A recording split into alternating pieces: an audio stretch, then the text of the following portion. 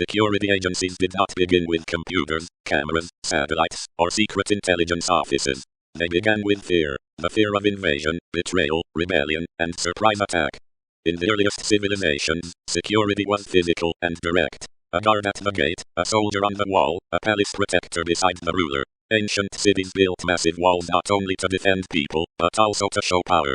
Yet rulers quickly learned that walls and weapons were never enough. A kingdom also needed information.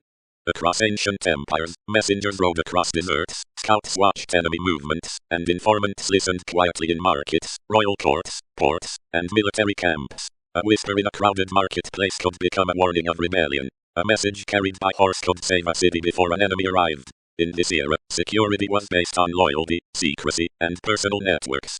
As kingdoms grew into organized states, security changed again. Governments needed more than palace guards. They needed police to control cities, border forces to watch movement, military intelligence to study enemies, and officials to keep records. In European capitals, old police stations became symbols of order. Printing presses spread laws and warnings. Government documents, identity papers, and confidential reports became tools of state control.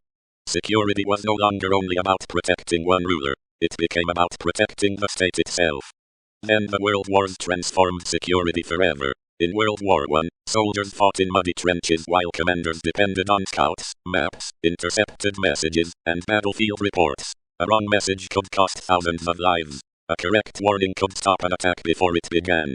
By World War II, intelligence had become a central weapon of war. Code machines, radio rooms, cryptographers, and intelligence officers worked behind closed doors, far from the battlefield, but their work shaped what happened on the front lines. Radio operators listened for enemy signals. Analysts searched for patterns. Officers gathered around maps, trying to predict the next attack. Modern war proved that battles are not won only by soldiers. They are also won by those who understand the enemy's plan before the fighting begins. After World War II, many countries built permanent intelligence agencies. Security was no longer temporary. It became a daily function of the modern state. Then came the Cold War. The enemy was not always visible. He could be inside an embassy, a political movement, a military office, or a communication system. Security agencies expanded into surveillance, counterintelligence, satellite monitoring, psychological operations, and secret diplomacy. This was the age of spies, classified files, hidden microphones, and shadow operations. But with this power came danger. People began asking serious questions about privacy, abuse of authority, political repression, and human rights. Security agencies could protect a nation, but without law and accountability, they could also threaten the people they claimed to defend. In the 21st century, threats moved beyond borders. Terrorism, cyber attacks, organized crime, piracy, money laundering, disinformation, and digital spying changed the meaning of national security. The battlefield became airports, banks, phones, computers, social media platforms, and data centers. A hacker thousands of miles away could attack a government system. A false story online could influence public opinion.